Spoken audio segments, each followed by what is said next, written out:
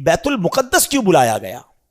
یہ بڑی کمال کا کوسچن ہے کہ اگر رب نے اپنی بارگاہ میں بلانا تھا تو یہ بیت المقدس کا ٹریول کیوں کروایا گیا؟ ایک ایسی جماعت قائم کی گئی کائنات میں، اس سے زیادہ مبارک جماعت کوئی نہیں ہوئی، اور وہ جماعت ہوئی، وہ نماز ہوئی بیت المقدس میں کہ جب سارے انبیاء صف بنا کر کھڑے ہیں، اور اب حبیب پاک جب وہاں جاتے ہیں تو جبریل امین نبی پاک کا ہاتھ پکڑ کر مصلی پہ کھڑا کر دیتے ہیں صف بصف کھڑے ہیں انبیاء، صف بصف کھڑے ہیں انبیاء، مصطفیٰ امام ہو گئے، ان کے جو غلام ہو گئے وقت کے امام ہو گئے، نام لیوا ان کے جو ہوئے ان کے اونچے نام ہو گئے۔ اور بریلی کے تاجدار سے پوچھو کہ یہ نماز کیوں ہوئی تھی، what is the reason to make that beautiful جماعت، جو سیکرڈ جماعت، دنیا کی سب سے مقدس جماعت، یہ کیوں ہوئی تھی؟ اس کی وجہ امام عشق و محبت عشق والی زبان میں فرماتے ہیں کہ نماز اقصا میں تھا یہی سر،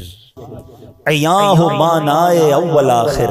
کہتے جو اقصا میں جماعت ہوئی تھی نا، اس میں ایک راز تھا، اور وہ راز یہ تھا کہ پتہ چل جائے کہ اول کون ہے، آخر کون ہے، افضل کون ہے، مفضول کون ہے، آقا کون ہے اور اس کے پیچھے کون ہے۔ سبحان اللہ۔ کہتے نماز اقصا میں تھا یہی سر، عیاں ہو مانائے اول آخر، ہے دست بستہ پیچھے حاضر، جو سلطنت آگے کر گئے تھے، جو پہلے سلطنت انبیاء کر گئے، وہ سارے ہاتھ باندھ کر پیچھے کھڑے ہیں۔ سب کو بتا دیا گیا کہ رب کا حبیب کون ہے، سب کا آقا کون ہے۔ گویا یہ منظر اس وقت ظاہر ہو گیا کہ خلق سے اولیاء، اولیاء سے رسول، اور رسولوں سے اعلیٰ، اور رسولوں سے اعلیٰ۔ مسجد اقصی میں جب نبی پاک علیہ الصلوۃ والسلام پہنچے نا، تو اب وہاں پر نبیوں نے خطبہ دیا۔ اب ذرا خطبہ سنیے گا۔ سب سے پہلے حضرت ابراہیم نے خطبہ دیا، الحمدللہ الذی اتخذنی خلیلا، تمام تعریفیں اس اللہ پاک کے لیے جس نے مجھے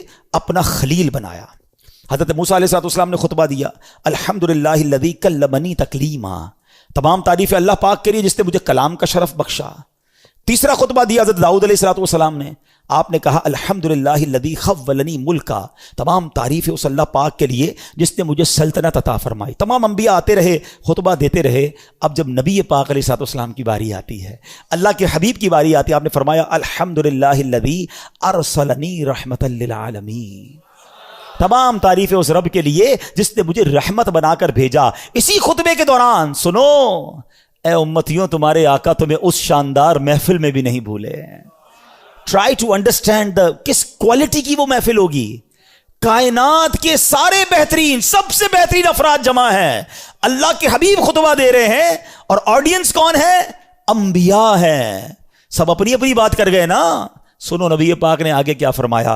اللہ کے نبی کہتے تمام تعریفیں اس اللہ پاک کے لیے جس نے میری امت کو بہترین امت بنایا، جو لوگوں کے لیے نکالی گئیں۔ تمام تعریفیں اس اللہ پاک کے لیے ہیں جس نے میری امت کو سب سے افضل بنایا۔ تمام تعریفیں اس اللہ پاک کے لیے ہیں جس نے میری امت کو اول بھی بنایا۔ اول کیوں؟ کہ ساری امتوں میں سب سے پہلے جنت میں نبی پاک کی امت جائے گی، اور میری امت کو آخر بھی بنایا کہ یہ امت دنیا میں آنے کے اعتبار سے سب سے آخری امت ہے۔ اللہ اللہ، ایسی محفل تھی، اور آقا ذکر کس کا کر رہے ہیں؟ پہلے سوچو، ذکر کرنے والا کون ہے، سننے والا کون ہے، اور ذکر کس کا ہو رہا ہے؟ پھر ہم کیوں نہ کہیں کہ میری خوش قسمتی، میں تیرا امتی، تو کجا من کجا۔ کیسا روحانی تعلق ہے، ہم میں سے تو کوئی اس وقت پیدا بھی نہیں ہوا تھا، کروڑوں اربوں امتی نے بعد میں آنا تھا۔